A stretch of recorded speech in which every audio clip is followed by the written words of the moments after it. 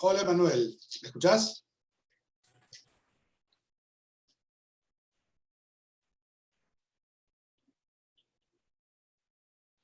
Hola, Ale. Hola, Mariana, ¿me escuchás? Te entiendo en todos. Yo estoy acá, pero estoy en off. Perfecto. Hola, acá estoy. Estoy escuchando todo. Estamos entrando, excelente. Te pido un favor, ponés de vuelta el ID de la nueva en el chat porque Piva no lo tiene, se lo paso.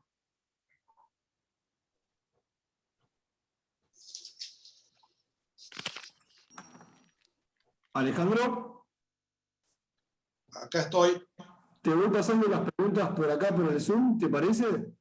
por el chat, Bárbaro. por el chat directamente. Emanuel, Excelente. ponés, ahí ya pusiste.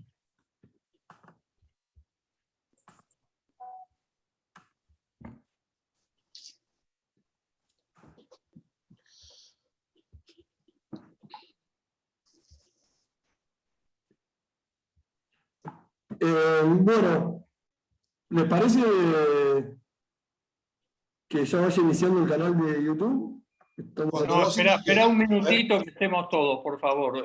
Bueno, Ok. Espera un instante que entre Jorge Piva, que es el que está retrasado. Ahí le acabo de pasar el ID a Jorge Piva. Espera que entre Jorge, y cuando entra Jorge, entonces sí empezamos y toma la palabra el locutor oficial, muchas gracias, doctor. Pedro Baldassar. Esos trabajos que me dan a mí, que sabe cómo me gustan.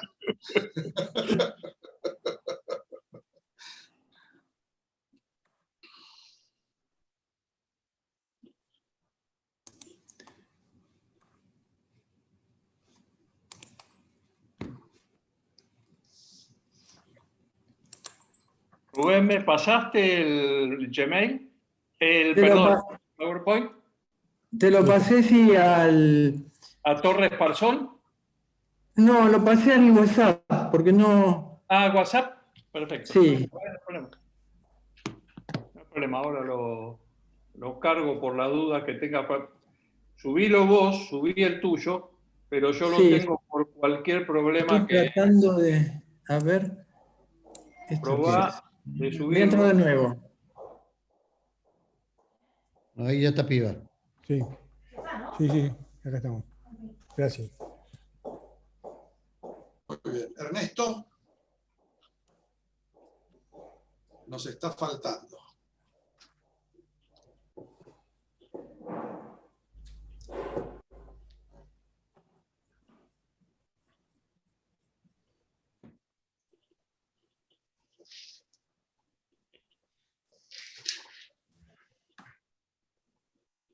¿Ahí le marca algo? Ah. Emanuel está conectando el doctor Van der Koy. Ahí está.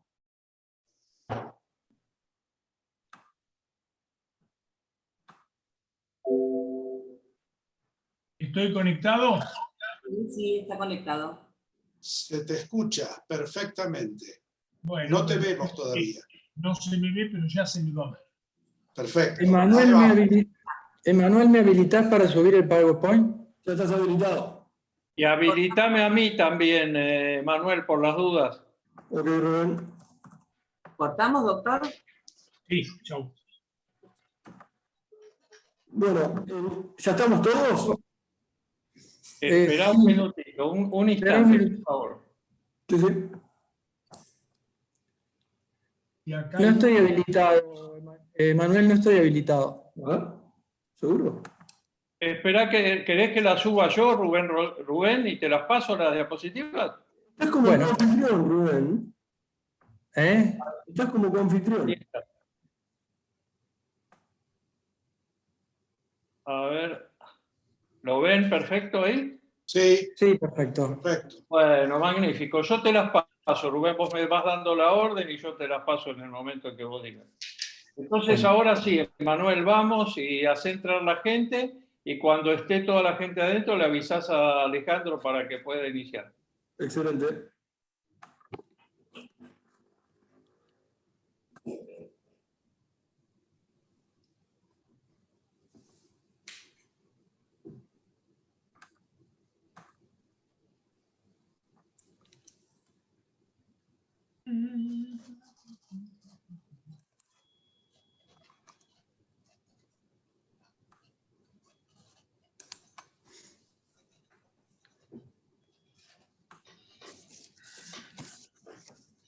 Vamos.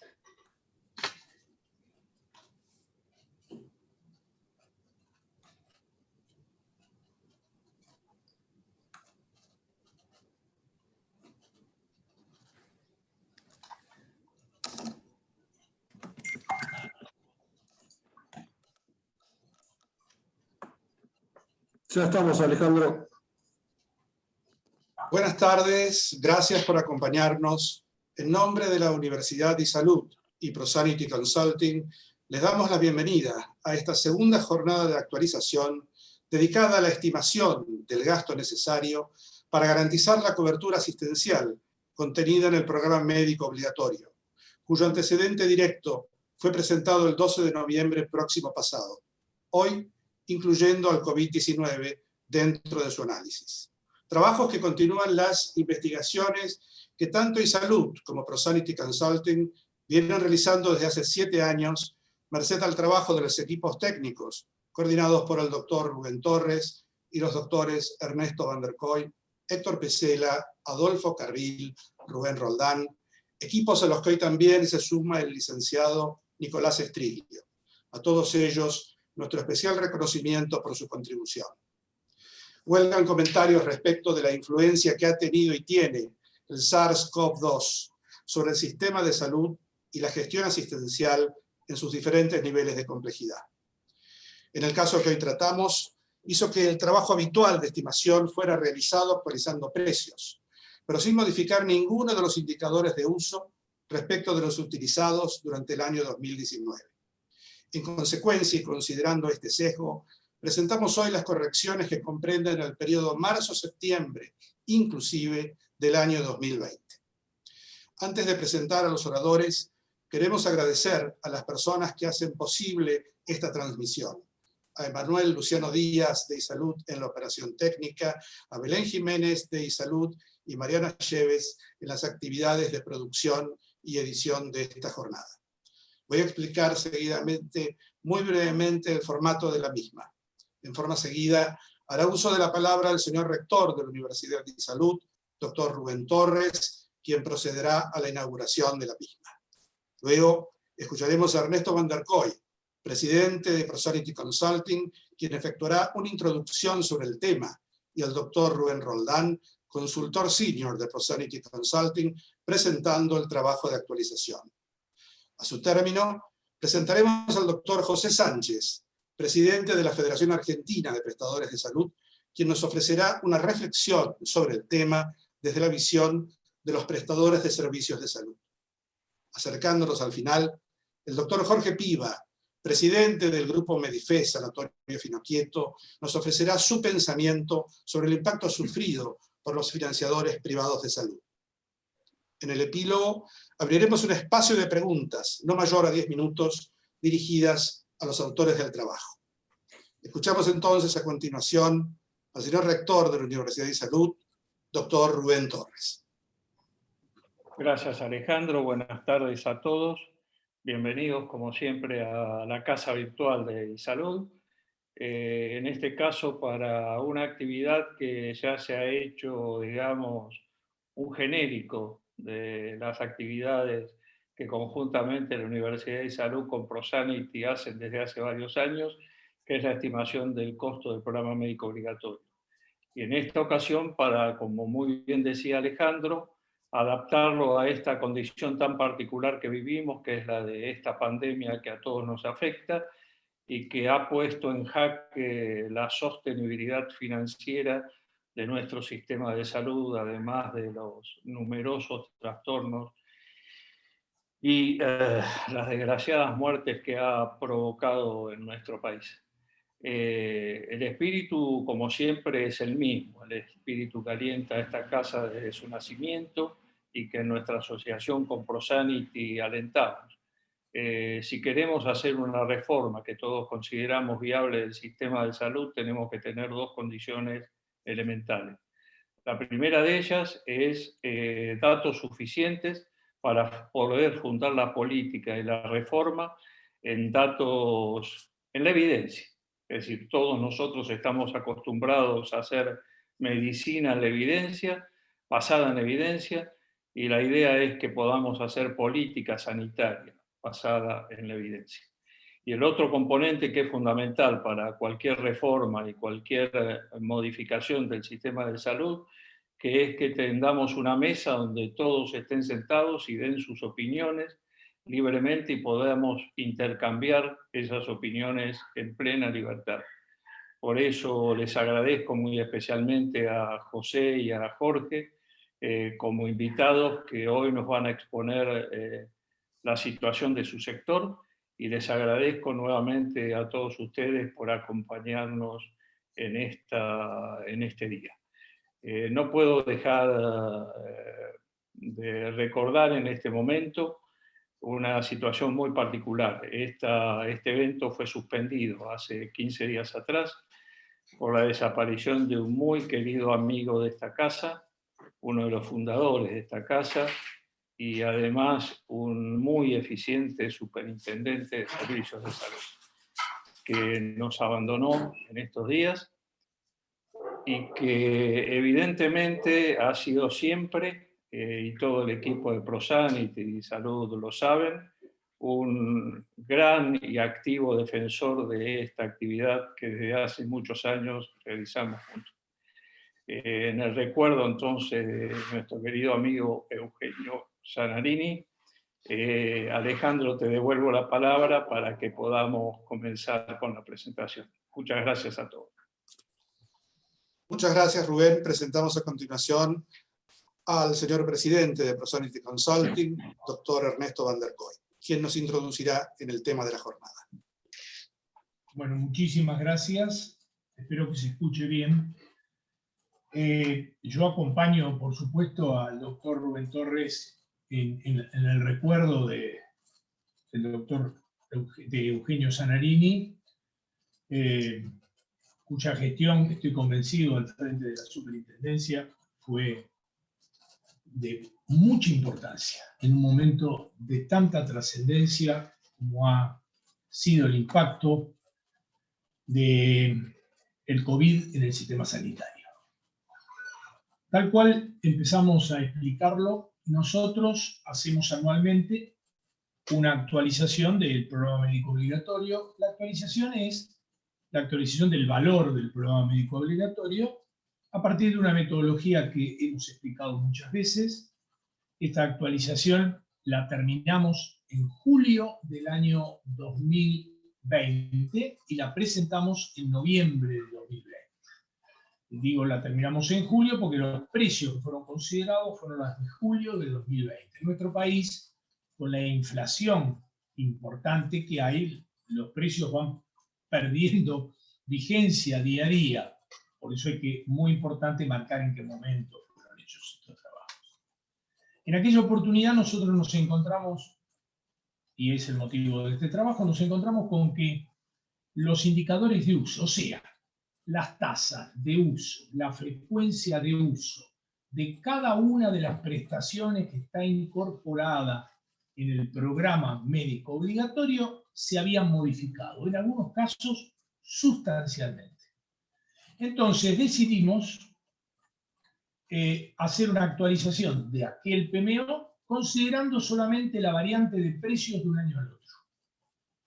Y nos tomamos como obligación a futuro, y es este el momento, de hacer un análisis de lo que ocurrió específicamente con las tasas de uso de cada una de las prestaciones que componen el programa médico obligatorio durante el periodo. Inicialmente dijimos marzo-septiembre, marzo nos dio indicadores muy parecidos a lo habitual, así que tomamos abril-septiembre como periodo COVID, entendiendo claramente que el periodo COVID no ha finalizado, que el COVID sigue estando, pero tomamos ese periodo porque nos permitía analizar claramente lo que había pasado, porque el cierre muy importante de todas las actividades impactó muchísimo en el sector de la salud, impactó en el financiamiento de la salud y en el sector prestador de la salud.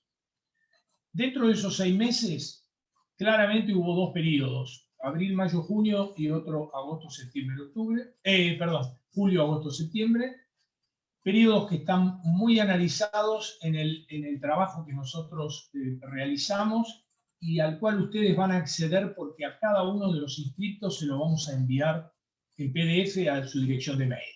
Por eso no vamos a ahondar demasiado en eso. Este trabajo fue realizado, como hacemos siempre, en base a información recibida de las obras sociales nacionales sindicales y básicamente de los prestadores de la Ciudad de Buenos Aires y del conurbano bonaerense. Lo digo claramente porque evidentemente nosotros sabemos que existen diferencias en nuestro país, diferencias que cada día se marcan más y se notan mucho en la atención de la salud de las personas, y este es un trabajo que básicamente se hace en este sector geográfico. ¿De dónde recibimos la información? De obras sociales, de las que pudieron acompañarnos. No tuvimos tanta suerte en este caso como ocurre habitualmente, no conseguimos tanta información, aunque la base de datos fue importante, de redes que gestionan poblaciones cerradas. Ustedes saben que para poder trabajar sobre indicadores de utilización necesitamos poblaciones cerradas. Tenemos mucha información de lo que pasa en establecimientos asistenciales, etc. Pero el establecimiento asistencial no trabaja sobre una población cerrada, trabaja con diferentes financiadores, muchas veces tienen sesgo de acuerdo al tipo de desarrollo que tiene el establecimiento, etc. O sea, lo hacemos siempre sobre poblaciones cerradas y trabajamos esos indicadores que recibimos, los analizamos, siempre diciendo lo mismo. Lo más importante de nuestro trabajo es la metodología. La información en nuestro país es una información muy difusa, muchas veces no es oportuna y muchas veces no es confiable, lo cual nos obliga a un gran trabajo de análisis. Por supuesto, si este trabajo lo hiciera, como siempre venimos diciendo, se hiciera a nivel oficial, la base de datos sería toda, ¿no es cierto? Y seguramente los resultados podrían perfeccionar a lo que nosotros tenemos. De cualquier forma, desde la incorporación de iSalud, que también nos participan muchísimas otras obras sociales, etc., hemos perfeccionado muchísimo nuestro desarrollo. ¿Qué pasó en estos 6 meses? Pasó que prestaciones habituales cayeron muchísimo en la frecuencia de realización. Aparecieron nuevas prestaciones, que son aquellas atadas al COVID, y otras que son habituales, tuvieron una demanda mayor que lo que nosotros encontramos en el privado. Por ejemplo, lo que son las visitas domiciliarias. Y en muchos casos, sobre todo en el segundo trimestre, en lo que es salud mental. Pero de cualquier forma hubo un impacto muy importante, sobre todo inicialmente en la caída de indicadores, consultas, internaciones, prácticas, etcétera, etcétera, que de alguna forma deben haber impactado en la salud de las poblaciones y que seguramente con el devenir del tiempo, cuando se haga un análisis bien objetivo, ¿no? nos dará cómo impactaron estas faltas, cómo impactaron en las poblaciones. Esta es la verdad.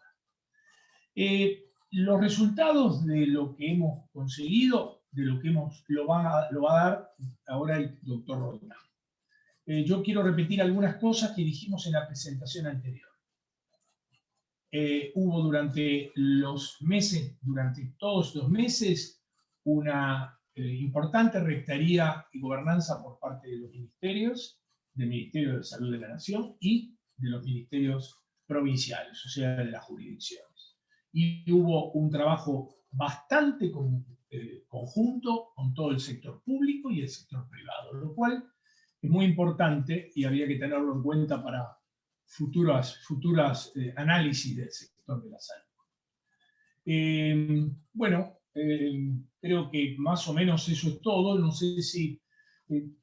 yo creo que la otra cosa que quisiera marcar es que los ministerios, sobre todo el Ministerio de Salud de la Nación, acompañaron mucho con aportes al sector privado prestador para pagar los sueldos, básicamente, y que todo el aporte que recibieron las obras sociales sindicales fue hecho por un trabajo muy importante de la superintendencia, con fondos exclusivos de aportes y contribuciones de los trabajadores, sea a partir del fondo de garantía que había o de los fondos solidario de redistribución. La superintendencia aseguró un ingreso similar al mes de febrero del 2019 a todas las obras sociales.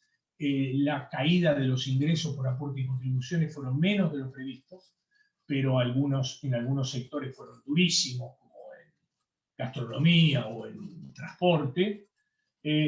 Ayudaron muchísimo por adelanto de fondos a través de Expediente Sur, muchísimos adelantos de fondos que se han hecho, y además la superintendencia generó un módulo, ¿no es cierto?, de cobertura o de acompañamiento a la cobertura de las internaciones por COVID, que de alguna forma subsidió parte del gasto.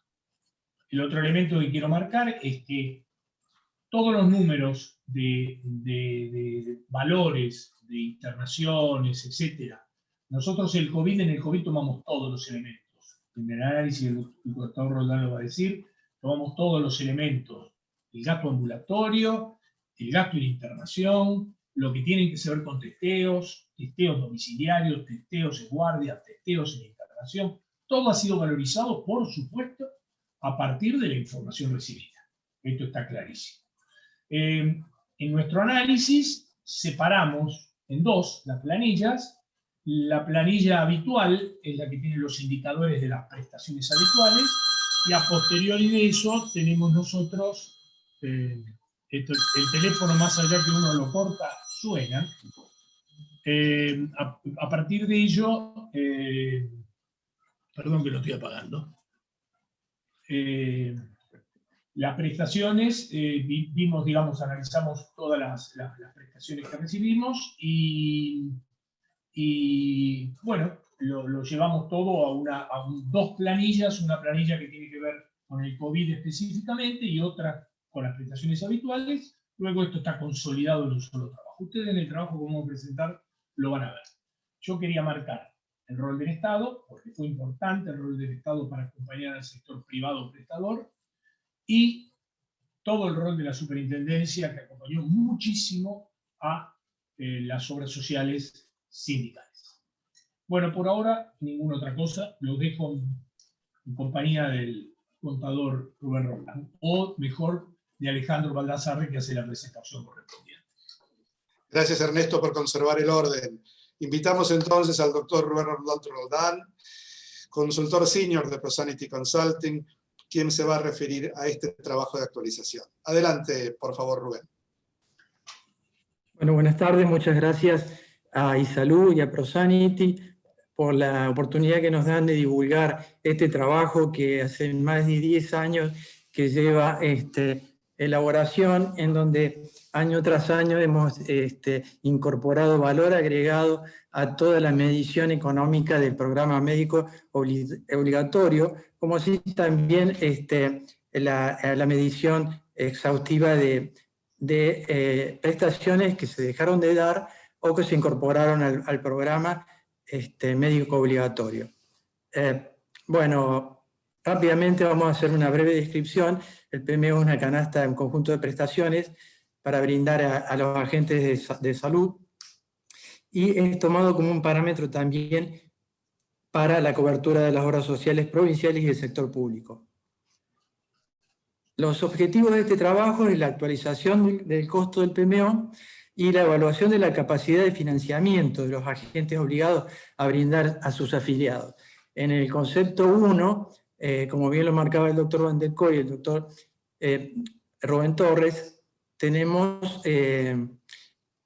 evaluado el periodo julio, lo que yo llamo el PMO con el comportamiento normal y habitual, ¿sí? Y el tema del COVID nos hizo referir al cambio de tasas de uso a hacer otro programa. El periodo, como bien se marcó, abarca de marzo a septiembre, en donde hay dos subperíodos muy marcados. El primero de abril hasta junio, en donde las tasas cambiaron sustantivamente, con un fuerte detrimento de las consultas ambulatorias, las internaciones en toda su dimensión, tanto las de piso, como las quirúrgicas, como las de UTI. Bueno, otra. Adicionalmente a los objetivos principales, esos dos objetivos, es decir, la medición del PMO COVID, en donde lo vamos comparando también con el PMO ordinario. Hay una breve reseña con relación al impacto que tuvo el COVID en el sector privado, en los profesionales, en los centros de diagnóstico y fundamentalmente en todo lo que es diagnóstico y tratamiento y toda la parte de tratamiento ambulatorio. Sobre este tema, bueno, hay muchísimas publicaciones de orden científico, de orden técnico, y que seguramente alimentaron al diseño de esta presentación. Otra, por favor. Bueno, en la misma forma de concepción de los estudios que veníamos haciendo, se hizo una revisión bibliográfica y se toman como datos los datos relevados provistos por las obras sociales nacionales, entidades prestadoras y cámaras de diagnóstico. Otra, por favor.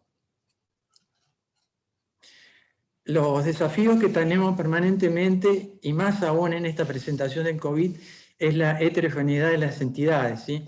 Tanto en lo que hace a tasas de uso, en donde muchas veces hay una gran dispersión que tenemos que corregir con consultas adicionales o con las tasas de uso que nosotros tenemos como referenciales y fundamentalmente la dispersión que hay en los precios, tanto en los precios en pesos como en dólares.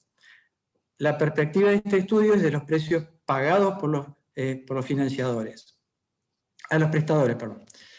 Se analizan los precios promedio de mercado y las posibles tendencias que hubo en las variaciones de tipo de negociación y financiadores. Bueno, la población activa es de 0,65 y el estudio es básicamente tomado para Cava y conurbano. En este caso los precios fueron tomados, y no se incluyen los gastos centrales de administración. Los precios fueron tomados a julio del 2020, pero también hemos hecho una actualización más adelante, la vamos a referir. Bueno, como decía el doctor Mendecoy, puede haber algunas prestaciones que no eran, no recibimos información, no eran confiables y tuvimos que tomar o tasas de uso que teníamos anteriormente o de lo contrario corregirlas con algunas herramientas estadísticas. Otra. Primer objetivo, la actualización del gasto del PMO COVID referido al periodo COVID. Bueno, acá, como les decíamos, los precios conservamos los mismos que del año pasado. Ahora, los cambios que usualmente ocurren en un año normal están referidos a los cambios de los procedimientos, a las modificaciones epidemiológicas, a la incorporación de nuevas tecnologías, a nuevas guías de prácticas clínicas y a los protocolos institucionales actualizados. Para este caso en particular, las tasas se modificaron por otras cuestiones vinculadas a la atención de los enfermos COVID, modificaciones sustanciales en las prácticas habituales, incorporación de otras específicas para el diagnóstico y tratamiento de COVID, la priorización de determinadas prestaciones, la disminución de la oferta y los problemas de accesibilidad y el temor a la pandemia por parte de la población. Acá hay una vista de la estimación del periodo COVID-19 por tipo de prestación. Acá lo que podemos ver es la incidencia por cápita mensual en cada uno de los programas, ¿sí? En donde llegamos a un valor para prestaciones preventivas de 201,40, bueno, 723. Las prestaciones en internación, como vamos a ver, fueron las que bajaron sustantivamente. El total de la cápita que nosotros estimamos es 2.136,27, a lo cual si le vamos aditando lo que es la incidencia de los coseguros al 100%, llegamos a un valor de 2.397, Y si lo consideramos al 50%, que nos parece lo más razonable y lo más prudente para tomarlo, nuestro valor de referencia es 2.340,80. Acá hacemos una comparación para ver dónde se dieron los principales cambios, ¿sí?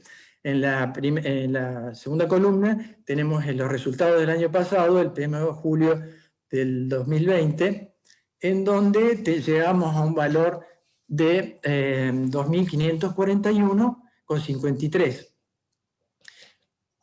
Si lo comparamos con el PMO periodo COVID, sin las prestaciones COVID, llegamos a un valor de 1.848,87. ¿Sí?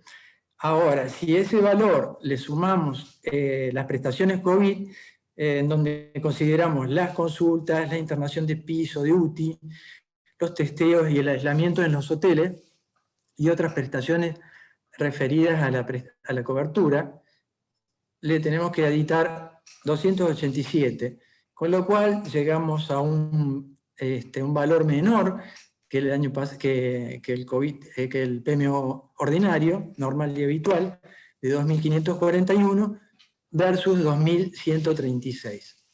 Si ustedes ven ahí, marcamos el gran salto que dan, bueno, caen fundamentalmente todas las prestaciones, pero con mayor incidencia de lo que son las ambulatorias y las internaciones. Para este estudio, bueno, tuvimos que trabajar sobre las prácticas normales y habituales, que también sufrieron modificación, y agregarle todas las prestaciones COVID, que tenían un comportamiento distinto en cuanto a días de estada y en cuanto a días de tasa de incidencia, la tasa de uso. Bien, acá actualización de los valores de PMO normal y habitual y el PMO COVID, ¿sí? 5 seguros.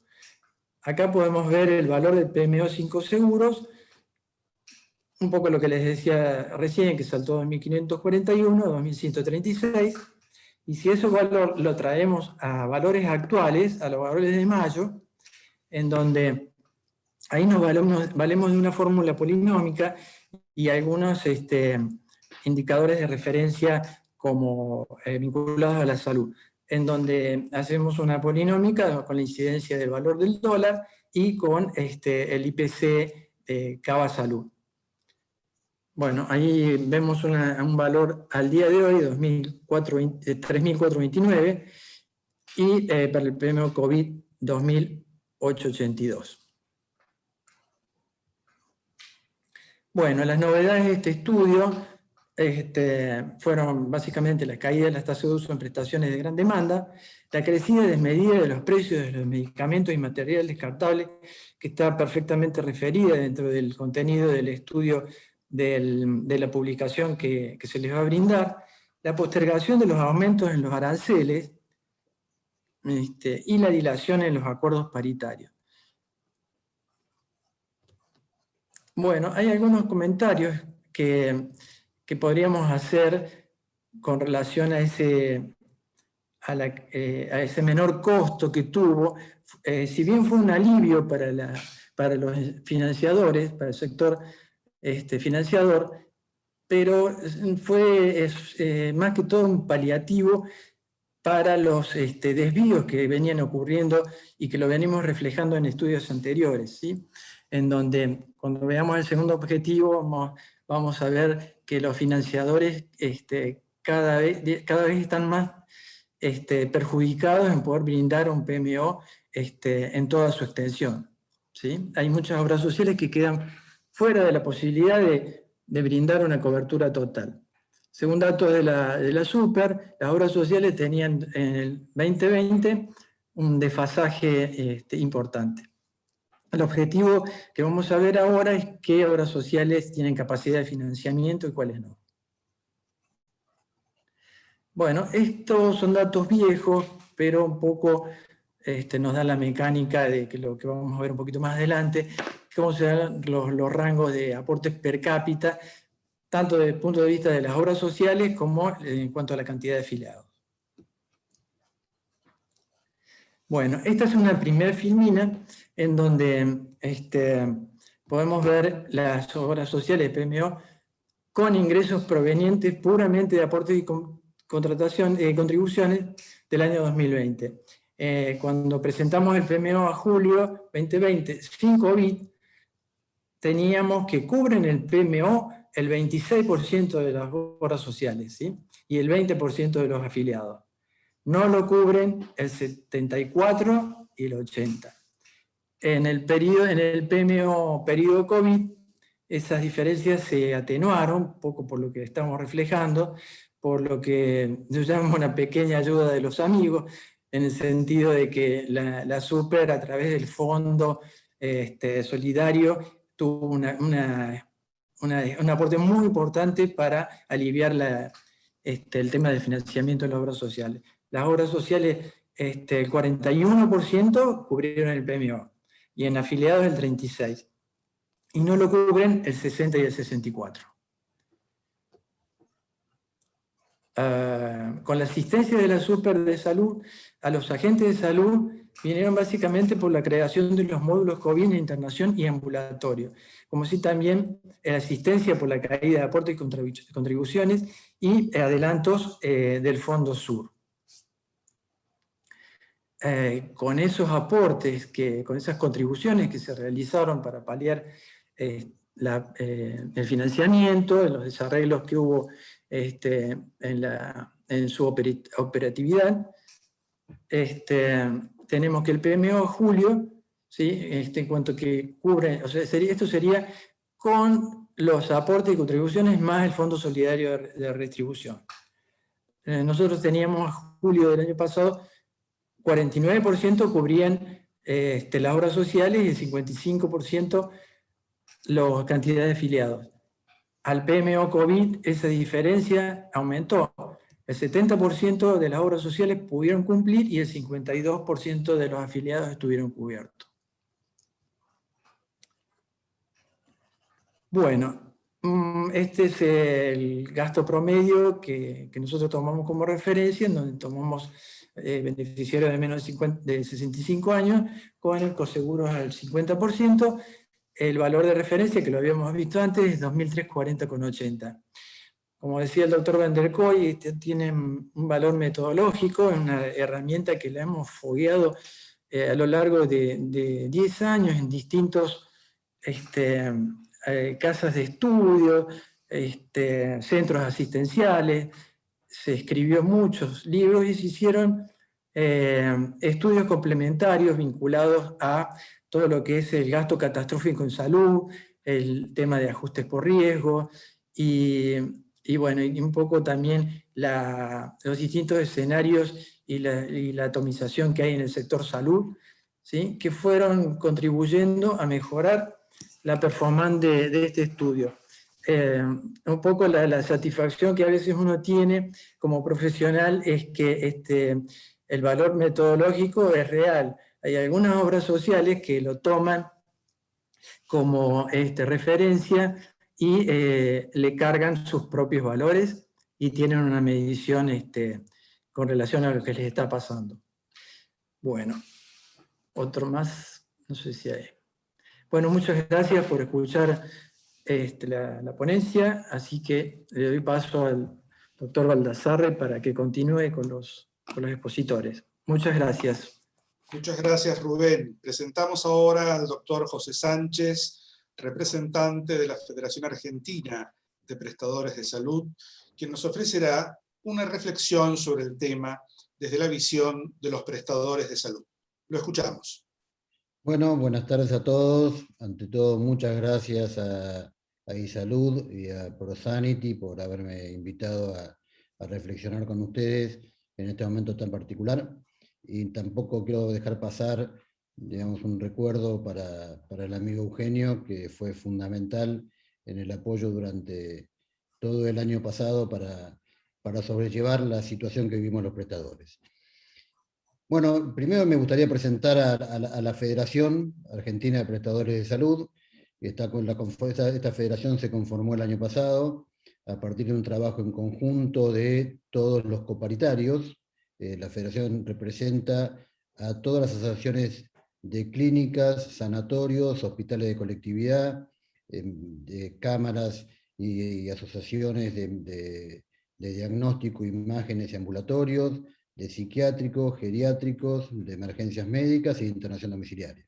Somos 9 coparitarios, que somos todos los coparitarios que estamos en la actividad hace muchos años y que representamos el 100% de los trabajadores privados de salud, que atendemos ni más ni menos que entre 68 y 70% de la población argentina, ya sea de prepagas, obras sociales, PAMI, obras sociales sindicales y obras sociales provinciales. ¿Cómo nos encontramos en esta pandemia? Es un análisis, una reflexión que lo hicimos muchas veces.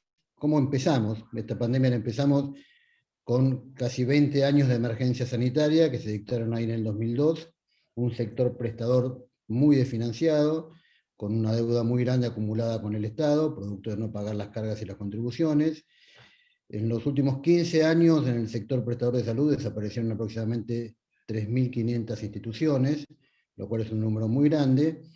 Y no obstante eso, en la economía argentina, del 2005 hasta el 2020, es el sector que más empleo creó, seguido por educación y las actividades de intermediación financiera y compañía de seguros, o sea, los bancos. O sea que es un sector que es de fundamental importancia, que ha tenido una concentración importante en algunas instituciones en los últimos años de prestadores, producto de las instituciones chiquitas y los prestadores chicos les costó mucho subsistir a la debacle de la inflación y los problemas que acarrean los costos de salud. El año pasado, cuando estábamos en una situación compleja, renegociando la cláusula de revisión paritaria del año 2019, esto era a mediados de marzo, con varias reuniones en el Ministerio de Trabajo y demás, nos encontramos con que el COVID iba a ser una realidad en nuestro país, y rápidamente logramos las instituciones, digamos, prestadoras, en forma conjunta con representantes de la UAS, que se conformaba también a fines del año anterior, logramos trabajar en forma articulada con el gobierno nacional y con los gobiernos provinciales para diagramar y diseñar políticas que nos permitan subsistir a lo que hasta en ese momento era desconocido. Pasaron nada más que 15 meses, parecen 15 años, que en ese momento era desconocido, con la gran cantidad de incógnitas y de interrogantes que nos planteaba la asistencia y financiamiento del COVID. Ahí en marzo tuvimos una primera reunión en la Casa de Gobierno con toda la jefatura de gabinete a pleno. Estaba el ministro Ginés, estaba Eugenio, la gente de AFIP, Economía, Producción, Trabajo, digamos, representados todos los ministerios, y se planteó un plan de acción, habida cuenta a que se decidió en ese momento, que se sostuvo durante todo el 2020, congelar los aranceles de la medicina prepaga y no actualizar los aranceles de los prestadores del Sistema Nacional de Seguridad Social.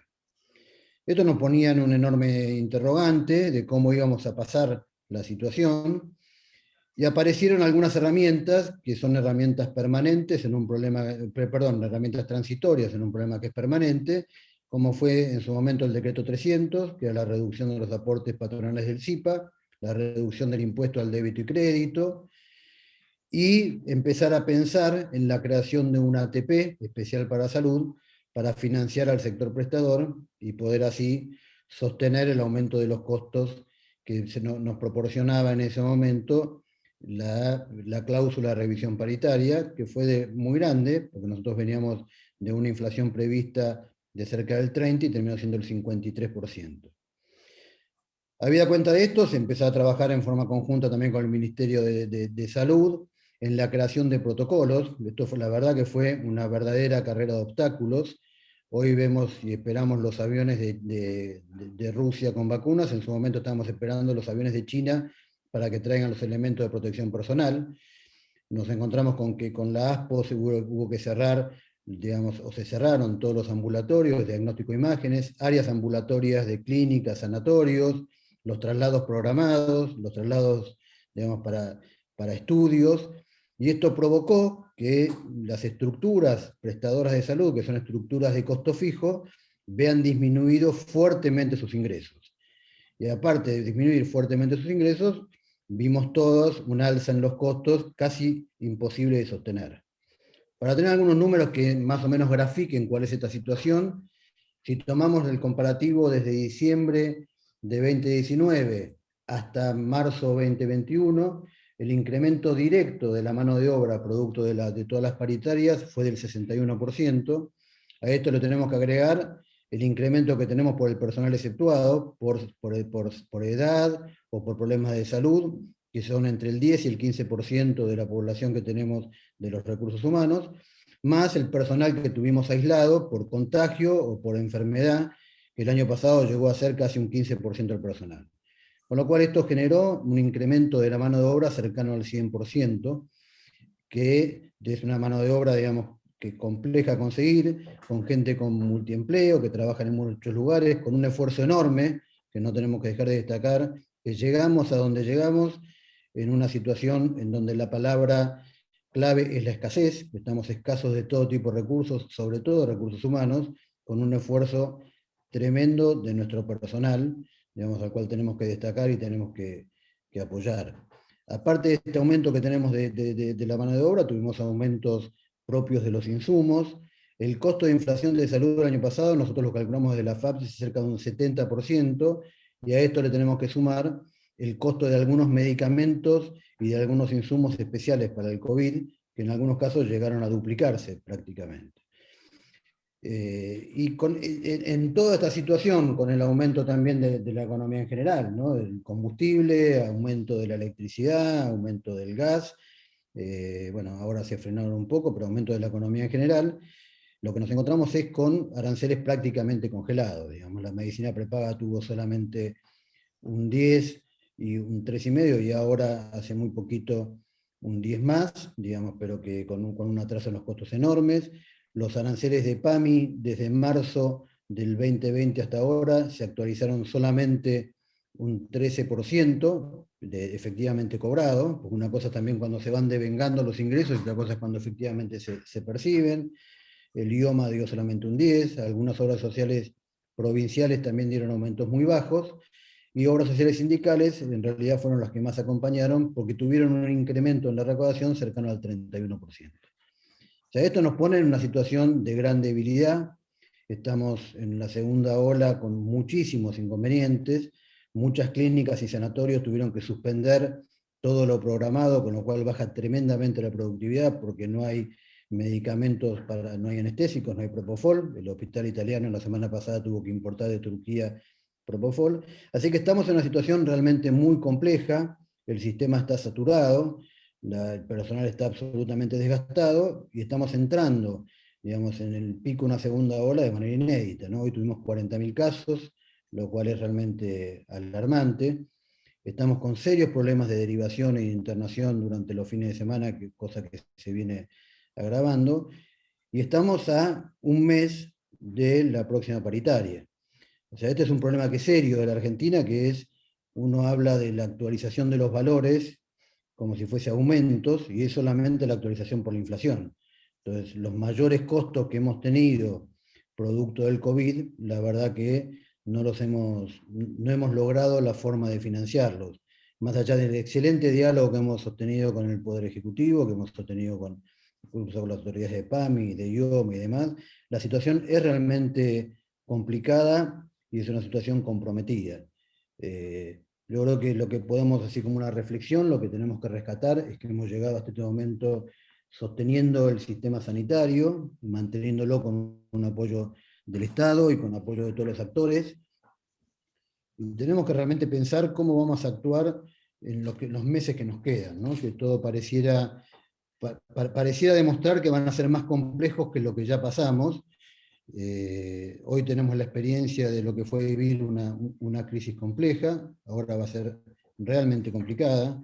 Los trabajos técnicos que tenemos desde la propia superintendencia demuestran que el aumento de costos fue muy importante, y para colmo, lo que estábamos charlando un poco en la previa a esta reunión, se sigue tensionando y presionando al PMO, con lo cual acá lo que tenemos es una enorme cantidad de gastos que vienen por amparos, o que vienen por tratamientos de altísimo costo, que disminuyen la capacidad de financiamiento de todo el sector, tanto de los financiadores como los prestadores, que somos los más rezagados en algunos casos, porque es un sector mucho más fragmentado. Y más se ve cuando uno se aleja del Gran Buenos Aires, donde hay prestadores mucho más chicos y que tienen enormes dificultades para subsistir, ¿no? Y la cadena de pagos cada vez más corta, los laboratorios exigen el pago anticipado de muchos medicamentos. Así que bueno, yo lamento que la reflexión no sea positiva, estamos en un momento difícil y bueno, agradezco muchísimo este espacio y agradezco nuevamente a nuestro personal y el diálogo que podemos tener, más allá de que no siempre uno logra los objetivos y los resultados que quiere con el Estado y en especial con la Super, que trabajó, y el Ministerio de Trabajo, que trabajamos muy en conjunto para articular soluciones, igual que con el sistema de financiador. Así que bueno, Alejandro, creo que no sé si me espero no haberme excedido de tiempo y agradezco nuevamente el espacio que me dieron. Muchas gracias, José. No has excedido el tiempo y agradecemos muchísimo tu palabra. Vamos a escuchar ahora a Jorge Piva, presidente del Grupo Medife, Sanatorio Finoquieto, quien se referirá al impacto sufrido por los financiadores privados de salud. Lo escuchamos. Bueno, muchas gracias. Quería agregar a la presentación que también soy vicepresidente de la UAS, que acaba de ser mencionada por José también como una de las entidades que estamos trabajando para resolver estos temas, o por lo menos para representar a la gente afectada por estos problemas. Tampoco quería seguir hablando sin tener un cariñoso recuerdo a Eugenio, gran amigo y querido amigo. Cuando hace un rato casi todos los que me precedieron recordaban momentos del inicio de la pandemia, las cosas que se hicieron y con quién se trabajó, y cosas, bueno, siempre estuvo presente Eugenio. Yo trabajé con él también, con Roberto Dalmazo todo el año pasado. Siempre encontré en ellos y en Eugenio también, como no era para mí una sorpresa, un colaborador leal, de una enorme honestidad y un funcionario extraordinario. Lo vamos a extrañar mucho, Eugenio, en estos tiempos que están corriendo y los que vienen. Bueno, la verdad que lo que acaba de decir José es calcado, bastante calcado al tema que tienen los financiadores, que están hoy sufriendo los financiadores. Nosotros cerramos el año pasado, 2020, con un descalce de alrededor de casi 40 puntos en cuanto entre el costo y los aumentos autorizados. Y efectivamente, como ustedes decían, algunos de los técnicos de ProSanity decían que registraban el año pasado una caída de prestaciones durante el COVID, sobre todo lo que era asistencial y ambulatorio. Esto se ha recuperado, obviamente nosotros en aquel momento lo planteamos, que en realidad lo que estábamos difiriendo era demanda, y efectivamente en el primer cuatrimestre de este año esto no hace más que confirmarse, porque si uno toma, por ejemplo, el conjunto de las autorizaciones de una compañía como Medife, que es una compañía de tamaño medio, pero bastante representativa, de marzo 21 contra marzo del 19, no del 20, porque el 20 no es representativo porque estaba el ASPO, las autorizaciones son un 30% superior en el 21 al marzo 19. Vale decir que estamos en un sendero de una aceleración de costos, una aceleración de frecuencia, de tasa de uso, y un atraso muy sesgado, muy importante de los ingresos de los financiadores. Para adelante nosotros vemos una situación de poca sustentabilidad, de casi nula sustentabilidad. Estamos por entrar en un periodo que contempla la discusión paritaria, el ajuste de los convenios salariales, con esta situación de descalce económico y financiero. Por lo cual, la situación es lo suficientemente grave como para tener alguna esperanza de que alguna vez esto genere alguna idea de que hay que hacer las cosas distintas, hay que cambiar la manera y la praxis de encarar estos problemas. Espero que la noticia de esta tarde, justamente, y hablábamos en el cenáculo previo a entrar, sea la última, digamos, ¿no? de esta manera de hacer las cosas, como que, por ejemplo, la Cámara de Diputados acaba de incorporar una prestación más al PMO sin quedar muy claro cómo se financia, ¿verdad? Más allá de la justicia, de lo que se intenta resolver, perseverando en esta mala práctica de legislar por patología, fragmentando la financiación, atrasando el ingreso de los prestadores y de los financiadores, con criterios que no sé cuáles son, la verdad, no sé a qué responden, ¿no?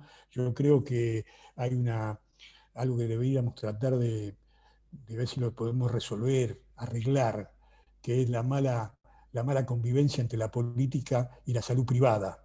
Hay un tema que hace ruido, hay un menisco roto, hay una percepción desde la política, hay una idea de opulencia, que en el sector privado se ha acumulado una enorme cantidad de dinero que puede financiar in eternum, sine die, cualquier tipo de prestaciones, porque total tienen mucha plata, vean el sanatorio que están haciendo. Es decir, con este tipo de análisis rudimentario, rústico, se fijan políticas públicas con relación a los presupuestos de la salud. Yo no quiero abundar en datos que todos ustedes han acercado, el aumento del costo de las prestaciones, el aumento de la medicación, la amenaza de la nueva tecnología. Bueno, todo esto juega en contra. Todo esto juega en contra. La semana pasada yo estuve buscando, me hice preparar un dato, lo voy a usar acá, pero no llegué a tiempo, cómo han crecido las acciones, el valor de las acciones estrellas en las principales bolsas del mundo son las de las industrias farmacéuticas. Cada vez que veo que sube eso, bajamos nosotros. Es decir, no, es inversamente proporcional.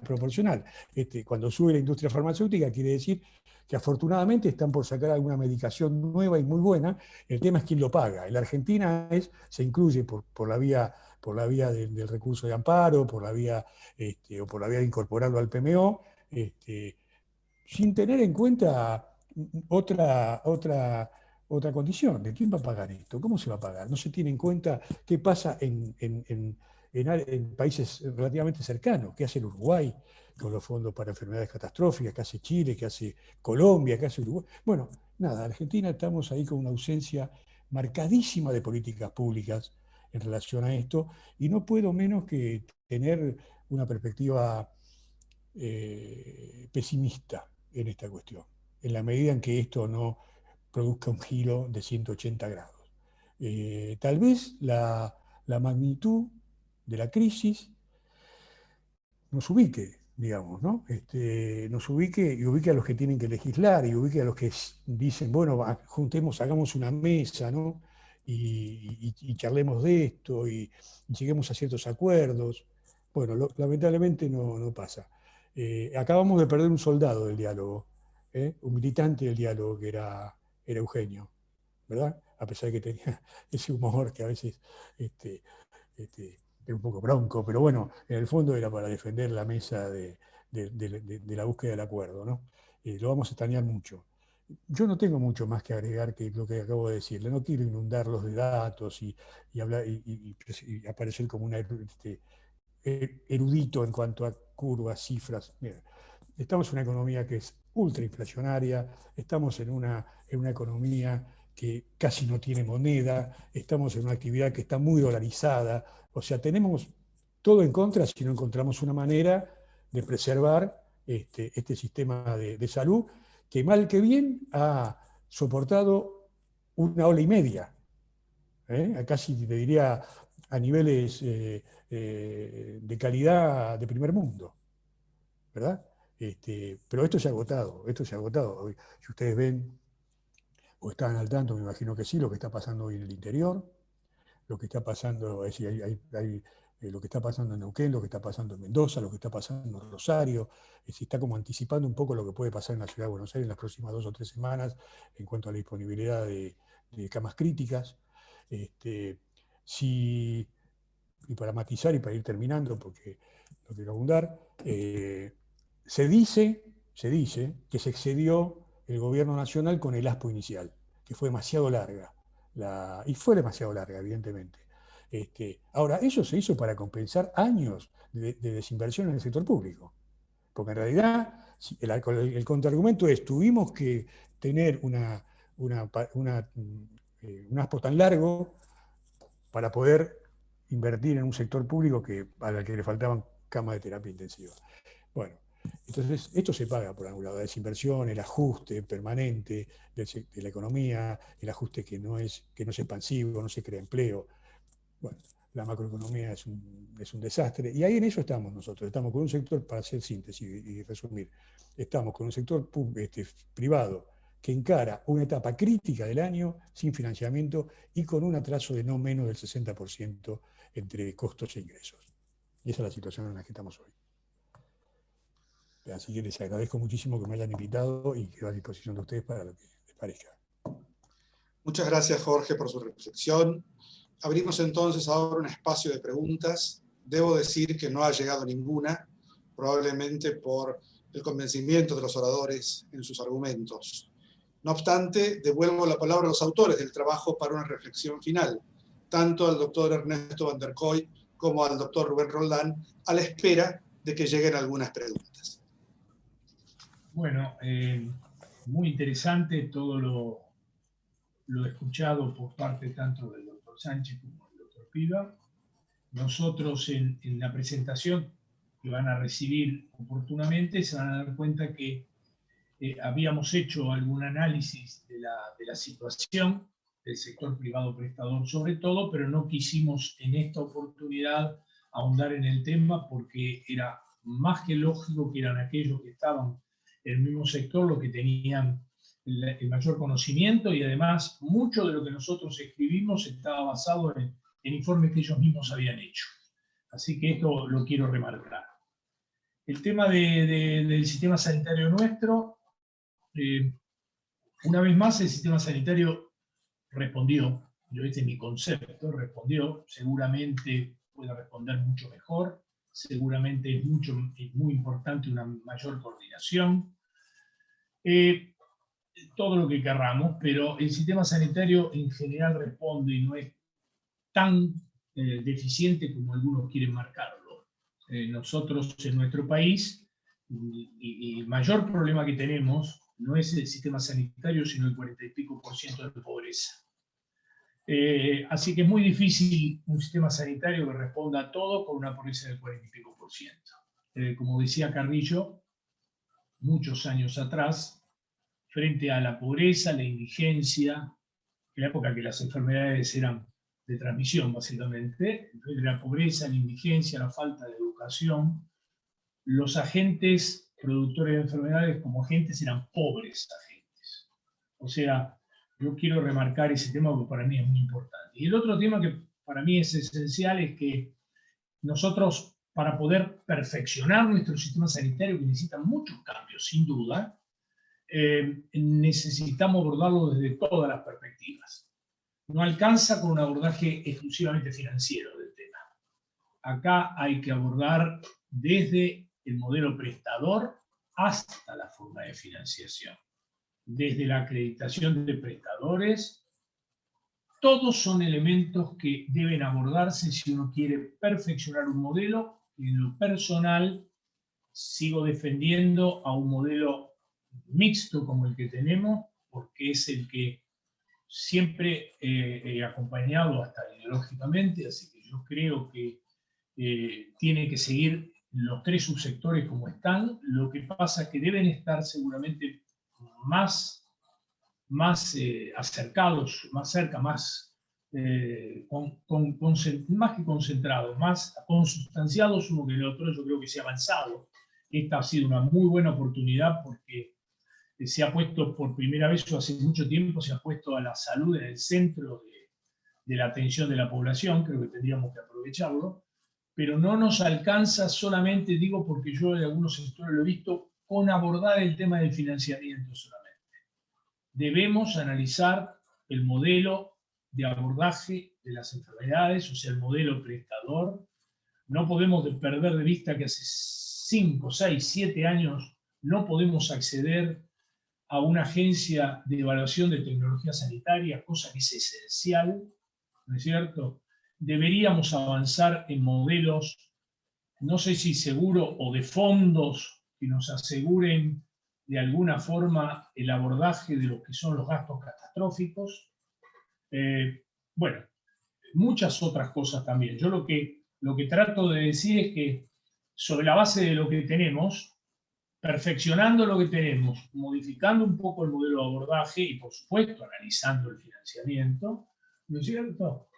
Tendríamos un modelo de atención mejor que el que tenemos actual, pero el actual ha respondido más que sobradamente a lo que esperábamos en una pandemia como esta. Quizás, si puedo agregar algo más, quizás en todo el abordaje me hubiera gustado, a mí en lo personal, una mayor preeminencia de lo que es la atención primaria de la salud, haber utilizado mejor todas las herramientas de APS que tenemos, dispersas en todo el país, y quizás eso, acercarse más a la población, educar más a la población, mejorar el tema de testeos, etcétera, hubiera sido quizás la otra herramienta a sumar a todo aquello que fue perfeccionar, digamos, la parte de internación, las camas de terapia, etcétera, etcétera, etcétera.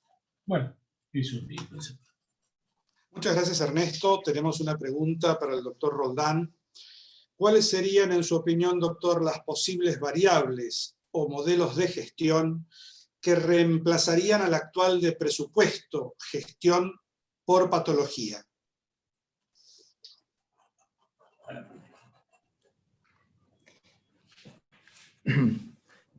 Bueno, antes que nada quería referirme a las exposiciones de Sánchez Cabezas y de Jorge Piva, que llaman a la reflexión y nos dan la pauta de lo que va a ser la próxima medición del PMO, en donde se vienen sumando patologías crónicas muy postergadas y toda esta crisis que hay con relación a las estructuras, ¿no? La falta de camas en terapia y el crecimiento desmedido de lo que son los medicamentos vinculados al COVID, ¿no? Un poco nos dan una proferencia de lo que viene. El tema es, seguramente el año la medición va a ser muy exhaustiva, con muchas cosas por ver en cuanto a tasas de uso y costos, ¿no? Un poco también toda la cuestión esta que decía el doctor Van der Kooi, que esto no alcanza únicamente con ver los números, hay que ver el sistema, un sistema fraccionado, todo lo que se viene diciendo, y venimos diciendo nosotros hace más de 10 años, dónde están los problemas, cómo atacarlos, el núcleo central, el crecimiento que hubo en los últimos años de los medicamentos de alto costo, como así también la discapacidad, son factores a atender y se han ofrecido estrategias con relación a la medición de los costos, con relación a de dónde deben provenir los fondos, el financiamiento, y eso parece caer permanentemente en el olvido, ¿no? Yo no sé cuál es la causa, si es el fraccionamiento desmedido que tiene el sistema, o falta de decisiones políticas en ese sentido, o lo que se decía, que el tema de la salud es un tema postergado, no importa. Hoy nos llama a la reflexión, nos está importando a todos, pero yo digo, esto realmente se va a reflexionar como para que nos sentemos en una mesa todos y dejemos de lado intereses sectoriales y pensemos en un sistema que nos cobije a todos, ¿sí? En cuanto a las... no quiero perder el hilo, la pregunta que me hacía Alejandro, ¿cuál es el mejor mecanismo de gestión o de medición económica de lo que sería un programa médico obligatorio? Acá se han explorado también en la misma super todo lo que sería el levantar datos de gestión, de producción estadística a través de mediciones de los grupos relacionados de los DRG, ¿sí? Y Y bueno, son cosas que caen en el olvido. Mismo en una oportunidad pusimos como ejemplo que la fuente de datos estadísticos de todos los sectores de salud, no solo públicos sino privados, deben reflejarse como lo hace el INCUCAI. El INCUCAI tiene una base de datos que es totalmente pública y uno puede de ahí sacar la información que necesita para investigadores en todas las disciplinas. Lo que vemos nosotros acá que sí, se pueden mejorar cuestiones vinculadas a la medición de los programas médicos.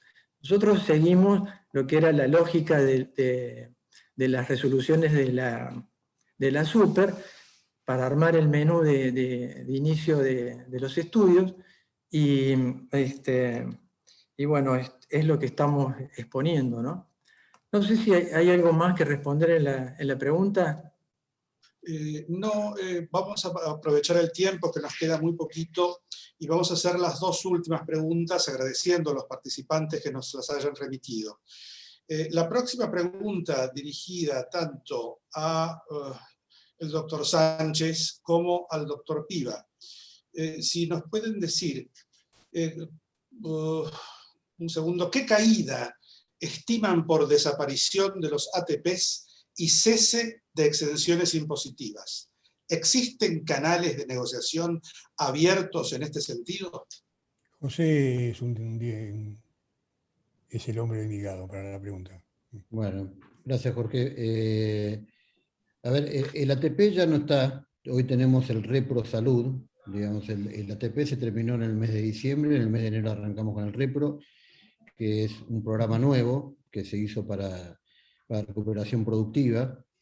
Existía el año pasado y este año se hizo un Repro 2, que hay un Repro para empresas en crisis y hay un Repro especial para salud. Este Repro, que es uno de los inconvenientes que tenemos, es menor en su monto que el ATP. El ATP era un promedio de 25.000 pesos por empleado y el Repro son 18.000. Y hay muchas empresas que están quedando afuera porque el ATP entraban en un listado positivo que habíamos trabajado el año pasado con la superintendencia, que se informaba al Ministerio de Trabajo y a la FIP, y todas las instituciones que estaban dentro de ese listado tenían derecho y acceso automático al ATP. Roberto asiente porque la Super trabajamos muchísimo, desde la implementación del ATP, por Eugenio lo molestábamos sábados, domingos y a todos los de la Super con este tema, y fue una herramienta que funcionó muy bien porque era automática, el Repro no lo es, digamos, y todos los meses en el comité se vuelven a buscar los parámetros, a medir los parámetros.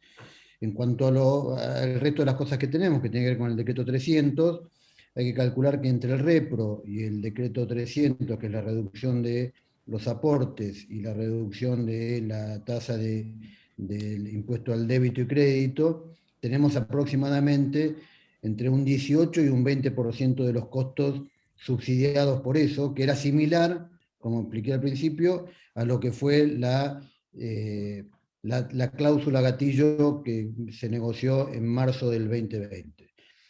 Hay canales de diálogo abiertos permanentes, digamos, la verdad que tenemos diálogo de todos lados, desde la UAS, desde la FAPS y de los dirigentes a lo más alto nivel, con la jefatura de gabinete, con la ministra de Salud y con el ministro de Trabajo para negociar y discutir estas cuestiones. Esperemos que estas medidas que fueron transitorias se conviertan en medidas permanentes. Como dato, digamos, el sector de la salud privado, tanto prestador como financiador, está alcanzado por el impuesto al débito y crédito, las RTs no, que se conformaron después. Tenemos una tasa de aportes muy superior a la educación privada, y aparte la educación privada recibe un subsidio directo sobre los salarios, parte de los salarios es pagado por el Ejecutivo.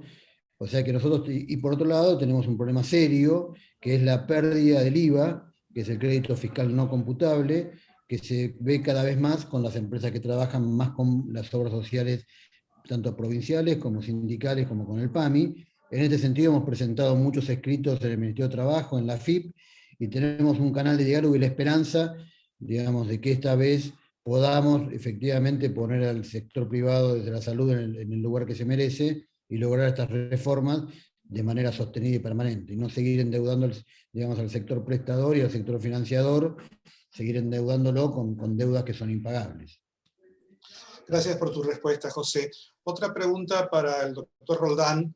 ¿De qué manera se están estimando qué recursos se necesitarán para el tratamiento de la patología post-COVID? Sí, es un poco la preocupación. Vamos siguiendo algunos estudios, algunos indicadores con relación a la estampida que va a tener las consultas y las internaciones postergadas, como también, así también las secuelas. Sobre esto no, estamos recabando datos, las secuelas que va a dejar el post-COVID, ¿sí? Aquellos pacientes que estuvieron con COVID, todas las complicaciones que pueden llegar a tener y demandar servicios de salud. Hay dos efectos. Pero como decía el doctor Van der Kooi, lamentablemente no hay una buena noticia desde el punto de vista de la pandemia, no se sabe el fin. Pero sí se sabe que las personas, sobre todo con patologías crónicas, van a entrar de a poco a demandar, a perderse miedo y tener que recurrir a la consulta ambulatoria y a la internación, sobre todo quirúrgica. Y los tratamientos oncológicos, un poco lo que decía el doctor Van der Kooi, la estampida que hay en salud mental, y todo eso hay que medirlo. Hay cosas que, como consecuencia de la ausencia de datos que hay, estamos a la espera de que alguien haya trabajado, o la experiencia de otros países, en cuanto a qué va a pasar con las secuelas del post-COVID. Se van a sumar tres efectos. El efecto del post-COVID, el COVID y la demanda postergada por parte de los pacientes que, bueno, cada uno de nosotros se puede poner como ejemplo. Yo tengo varias cosas postergadas, varias oculista, urólogo, etcétera, etcétera. Y todo eso se va a ir sumando como una tasa de uso. Ni hablemos de los precios, un poco ya lo reflejó lo crítico Sánchez Cabeza, José, en cuanto a si bien hay una cuestión permeable por parte del Estado de escuchar, pero también hay una realidad muy dura, que los recursos son escasos y hay una estampida de precios, sobre todo el dólar, que tiene un fuerte impacto en las prestaciones, ¿sí? Son todos estos temas remanidos y que, como decía Jorge Piva, sería bueno tratarlos en profundidad. Hay casos cercanos como Uruguay que dieron soluciones a todo lo que es la medicación de alto costo, el caso de Chile, y nosotros hemos hecho un aporte desde el punto de vista técnico para que se esbocen políticas en ese sentido. Es inconcebible que hace, yo no me acuerdo cuántos años, pero hace fácil 10 años se viene hablando de la evaluación de tecnologías de la salud. Las leyes están hechas, han pasado por el Senado, han sido defendidas por técnicos de primera línea y por ministros de salud, y están ahí arrumbadas, ¿sí? Pero toda vez que aparece una prestación para incorporarla al PMO, a lo mejor por capricho de una senadora, se incorpora sin la fuente de financiamiento al PMO. Son todas cosas que hay que ver. Así que es un poco, hay un desafío grande este año en curso, por esos tres efectos, ¿sí? Y se va a tener que trabajar muy duramente en esto, ¿no? Cuando hablaba Sánchez Cabeza, me trajo el recuerdo, yo fui muchos años jefe de costos de PAMI, y no me gustaría estar en este momento ahí, porque no hemos hablado de los de los efectos macroeconómicos. La fuente de financiamiento históricamente fue el trabajo, ¿sí? Y el trabajo hoy, en este comienzo del nuevo ciclo, porque empezó ahora con el COVID, el trabajo se va a transformar y la fuente de financiamiento necesariamente se van a tener que transformar. Eso nos tiene que sumar otro problema a las definiciones vinculadas a las políticas de salud. Muchas gracias, Rubén. Le vamos a pedir una reflexión final a Rubén Torres. Nos preguntan cómo lograr mesas de diálogo y ser escuchados por quienes legislan. Bueno, es una pregunta muy difícil, Alejandro. Pero a ver, yo creo que la pandemia es una buena oportunidad para reflexionar en estos términos. Antes de comenzar esta actividad, conversábamos con muchos de los amigos y yo estoy absolutamente convencido de que la posibilidad de un cambio ya no proviene específicamente del sector.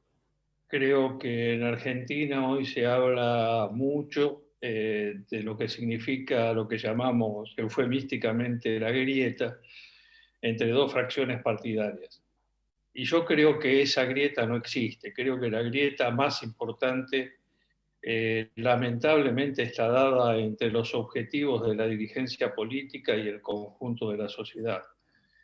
Es decir, cuando, en mi opinión, en mi humilde opinión, hipócritamente un diputado está votando una incorporación al programa médico obligatorio sin tener garantizado el financiamiento, está hablando claramente de que poco le importa el resultado de esa incorporación en el conjunto de la sociedad, porque lo único que hace con esa medida es aumentar la inequidad del sistema, que es básicamente el grave problema que Argentina tiene en su sistema de salud. Como palabra final de mi parte y agradeciendo de nuevo a todos que nos acompañaran y a todos los amigos, a José, a Jorge, a Ernesto, a Rubén, a vos, Alejandro,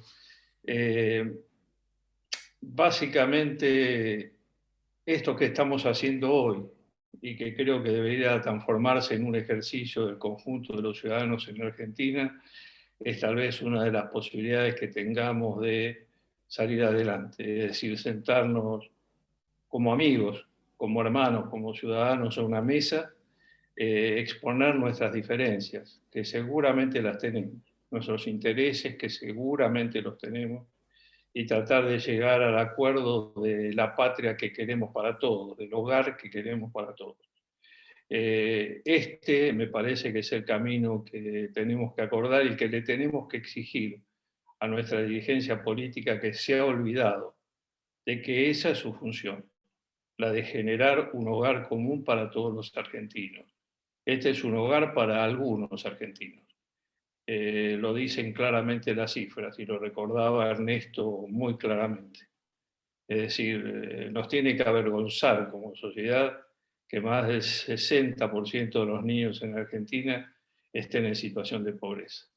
Y creo que esto es intolerable para cualquier sociedad, como es intolerable que el lugar en que uno nazca marque el momento en que se va a morir y a veces las razones por las cuales se va a morir. Y esto, les repito, me parece inaceptable para una sociedad civilizada.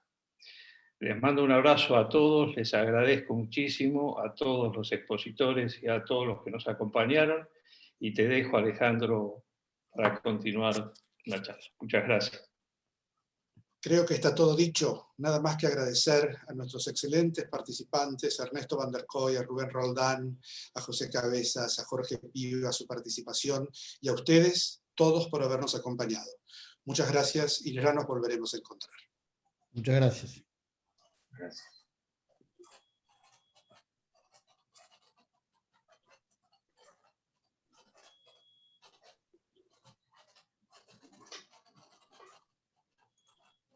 No.